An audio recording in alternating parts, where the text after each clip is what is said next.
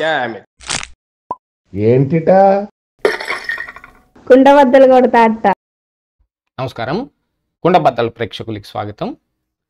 జగన్మోహన్ రెడ్డి ఓడిపోయి బ్రతికిపోయాడు కానీ గెలిచి విశాఖపట్నానికి వెళ్ళి ఈ క్యాంప్ ఆఫీసు రెసిడెన్స్ కింద కట్టుకున్న ఈ రిషికొండ ప్యాలెస్లో గనక ఉండి ఉంటే ఈ పాటికి సీలింగ్ పెచ్చుల కింద నలిగిపోయి ఏమైపోయి ఉండేవాడో అర్థం కాని పరిస్థితులు.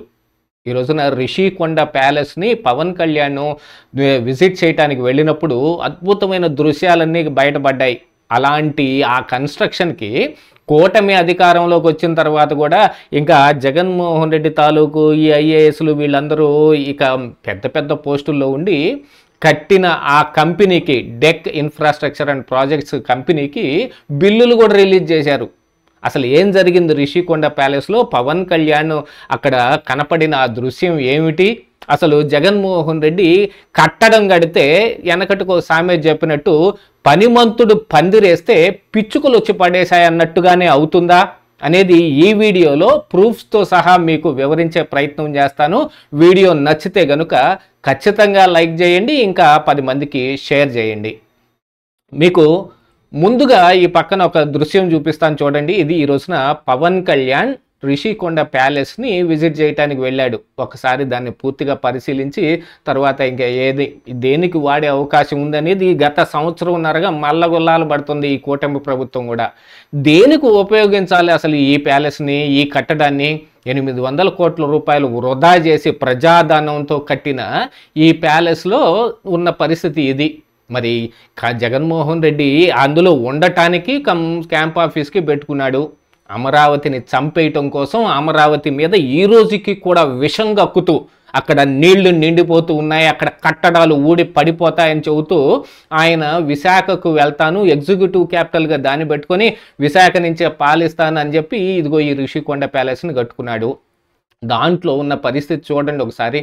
సీలింగ్ పెచ్చులూడి కింద పడి అందులోంచి నీళ్లు గారుతూ ఉన్నాయి. సరే, ఇక వైఎస్ఆర్ కాంగ్రెస్ పార్టీ నాయకులను ఎవరిని కదిలిచ్చినా ఇది పవన్ కళ్యాణ్ వెళ్తూ ఉన్నాడు కాబట్టి అక్కడ ముందుగానే అరేంజ్మెంట్ చేసి అక్కడ ఏదో మ్యానిపులేషన్ చేసి అది ఊడి పడేటట్టు చేశారో, లేకపోతే పగలగొట్టి వీళ్ళే కిందేసి నీళ్లు పోసి ఇలా డ్రామాలు ఆడుతున్నారని మాట్లాడచ్చు. ఎందుకంటే ఈ డ్రామాలు ఆడటం, ఇలాంటివి కుట్రలు చేయటం ఈ వైఎస్ఆర్ కాంగ్రెస్ పార్టీ నాయకులకి చాలా అలవాటు, పరిపాటి. ఇదేదో నా సొంతగానో వాళ్ళ మీద ఏదో ద్వేషంతో చెబుతున్న మాటలేం కాదు. గతంలో మరి అసెంబ్లీ సాక్షిగా సచివాలయంలో ఆడిన డ్రామానే నేను చెబుతూ ఉన్నాను. గతంలో అప్పుడు 2014-19 మధ్య స్పీకర్గా ఉన్న కోడెల శివప్రసాద్ దీన్ని గుట్టంతా బయట పెట్టాడు. జగన్మోహన్ రెడ్డి క్యాంప్ ఆఫీసులోకి నీళ్లు వస్తూ ఉన్నాయి, కట్టడం ఏం కట్టారు, ఇక్కడ ఇన్ని కోట్లు వృధా చేసి కట్టారు చూడండి, ఇలాగా జగన్మోహన్ రెడ్డి ఆఫీసులోకి నీళ్లు వచ్చేటట్టుగా చేసి ఆ తర్వాత అందులోకి కరెంటు పాస్ చేసి షాక్ కొట్టడానికి కుట్రలు జరుగుతున్నాయి అని ఆరోపణలు చేసిన వాళ్ళు కూడా ఉన్నారు ఆ రోజున. ఇక దాంతో స్పీకర్గా ఉన్న కోడెల శివప్రసాద్ వెరిఫై చేసుకుంటూ వెళ్తే పైన ఒక చోట డ్రైన్, వర్షం నీళ్లు కిందకి వెళ్ళే ఆ డ్రైన్ పైపుని కట్ చేసి అందులో నుంచి ఇటు వచ్చే విధంగా ఖచ్చితంగా ఏదైతే జగన్మోహన్ రెడ్డికి అలాట్ చేశారో దాంట్లోకే వచ్చి పడేటట్టుగా ఒక మ్యానిపులేషన్ జరిగిందనే దాన్ని ఆ రోజున కోడెల శివప్రసాద్ బయటపెట్టాడు. ఇది జగన్మోహన్ రెడ్డికి కానీ ఆయన మరి పార్టీ సభ్యులకు కానీ పరిపాటి. ఎందుకంటే ప్రతి అంశంలోనూ ఇలానే జరుగుతూ ఉంటుంది.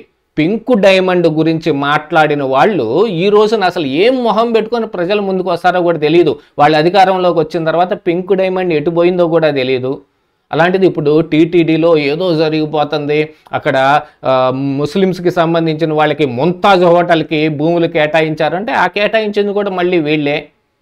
ఒక వ్యక్తికి ఆల్రెడీ కేటాయించిన ఆ ప్లేస్ని ఖాళీ చేపించడానికి జగన్మోహన్ రెడ్డి ఆ వ్యక్తి అశోక్ కుమార్ అనే ఆ వ్యక్తిని పిలిపించి పాయింట్ బ్లాంక్లో గన్ను పెట్టాడని మరి నిన్న మొన్న టీటీడీ చైర్మన్గా ఉన్న బిఆర్ నాయుడు గారు కూడా ఒక ఆరోపణ చేశారు. మరి అందులో వాస్తవం ఎంత ఉంది ఏమి లేదు అని అనుకుంటే దానికి ఇది ఇలా జరుగుండొచ్చు నిజమేమో అని అనుకోవటానికి కేవీ రావు కాకినాడ పోర్టు ఉదంతం పెద్ద మెయిన్. ఆయన కూడా ఇలాగనే పిలిపించి బెదిరించి ఇక తర్వాత నీ ఇష్టం అంటే ఆయన మరి అరబిందో పరం చేశాడు. దాన్ని అత్యంత చౌకగా 1000 కోట్లు చేసేదాన్ని ఇదిగో నామినల్గా 100 కోట్లకి కొట్టేశాడు. ప్రయత్నం జరిగింది ఆ రోజున. ఇంకా దాని వెనక్కున్న కారణాలు ఏమిటి మనం గతంలో కూడా చాలా చెప్పాం. ఈ కేవీ రావుకి అసలు ఆ పోర్ట్ ఎలా వచ్చిందనే విషయం అది కానీ పక్కన పెడితే, ఇప్పుడు ఈ రిషికొండ ప్యాలెస్ని వందల కోట్ల రూపాయల ప్రజాధనాన్ని వృధా చేసి మరి అక్కడ కట్టుకున్నాడు. ఎందుకంటే ఏదో సినిమాలో వచ్చిన ఒక డైలాగ్లో ఇక్కడ నుంచి చూస్తే వ్యూ పాయింట్ బాగుంటుంది అని వచ్చిన దాన్ని జగన్మోహన్ రెడ్డి బాగా గుర్తుపెట్టుకొని ఆ ప్లేస్లో ఉన్న ఈ పర్యాటక భవనాలు వీటన్నిటిని తీసేసి ఇగో ఈ కొత్తగా ఈ ప్యాలెస్ని కట్టాడు. ఎక్కడికి పోయినా జగన్మోహన్ రెడ్డికి ఒక మంచి ప్యాలెస్ లాంటి ఇల్లు ఉండాలి. మరి తాడేపల్లి అలాగనే ఉంది, బెంగళూరు యలహంక ప్యాలెస్ అలాగనే ఉంది, మరి హైదరాబాద్ లోటస్ పాండ్ అలాగనే ఉంది. మరి కొలుగుపూడి చెప్పినట్టుగా అసలు జగన్మోహన్ రెడ్డికి ప్రతి పెద్ద నగరంలోనూ ఒక ప్యాలెస్ ఉంది అంటే మరి దాదాపుగా 11 ప్యాలెస్లు ఉన్నాయి అన్నట్టుగా ఆయన ఆ రోజు కూడా చెప్పాడు. ఇక దీంతో పాటుగా ఇప్పుడు జగన్మోహన్ రెడ్డి మళ్ళీ గెలిస్తే కనుక వచ్చి ఈ రిషికొండలో ఉన్న ఈ ప్యాలెస్లోనే ఉండి పాలన చేసేవాడు. మొత్తాన్ని ఎడకు మార్చవతలు పాడేసేవాడు.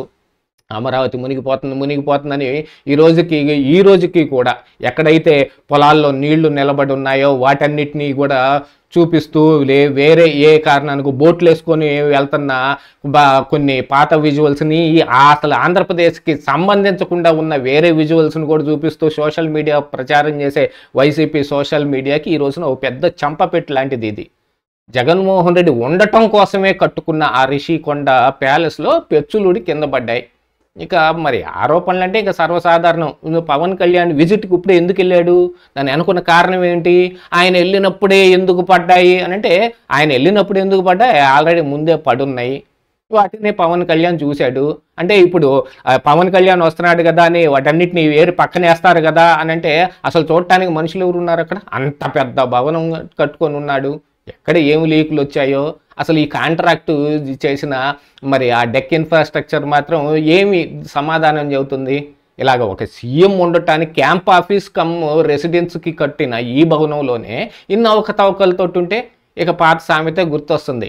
జగన్మోహన్ రెడ్డి కూల్చటం తప్ప కట్టడం రాదు. ఈ జగన్మోహన్ రెడ్డి చేతిలో కనుక పోలవరం ఫినిష్ అయి ఉంటే ఇదిగో ఇప్పటికి ఎలాంటి పరిస్థితి వచ్చేది అని అంటే, ఆల్రెడీ అక్కడ ఒక డ్యామేజ్ జరిగింది. దాన్ని పోడ్చటానికి దాన్ని అలాగనే ఉంచి ఇప్పుడు మళ్ళీ దాన్ని పూర్తి చేయడానికి మల్లగుల్లాలు పడి సమాలోచనలు ఇంజనీర్లు శాస్త్రవేత్తలతో అందరితో కలిసి ఇప్పుడు సమాలోచనలు చేయాల్సినంత పరిస్థితి ఏర్పడింది పోలవరంలో. ఇక మరి ఈయన ఏ కారణాన్ని కూల్చాడో తెలియలేదు కానీ ఆ అధికారంలోకి రాగానే ఫస్ట్ ఆ ప్రజావేదిక మీద పడి కూల్చాడు. ఆ పెచ్చులు ఈయన ఈ సామాన్లు మొత్తం అలాగనే ఉన్నాయి అక్కడ. ఇక దాంతో ఆయన కట్టిన ఏకైక భవనం ఈ రిషికొండ ప్యాలెస్ పరిస్థితి ఈరోజు ఇంత అధ్వానంగా తయారై కూర్చుంది. అన్నిటిలోనూ అవినీతి, అవకతవకలు. దీనికి ఖర్చు పెట్టింది నిజంగా ఇందులో ఖర్చు పెట్టుంటే ఇలాంటి పరిస్థితి వచ్చేది కాదు కదా. అంటే తాను ఉండటానికి కట్టుకున్న ఆ భవనంలో కూడా ఎంతో కొంత బొక్కేసే ఉంటాడు.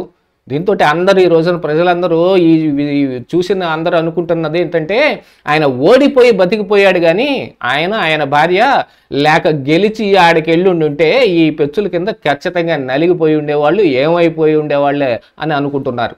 ఇదే ఈరోజు కుండబద్దలు.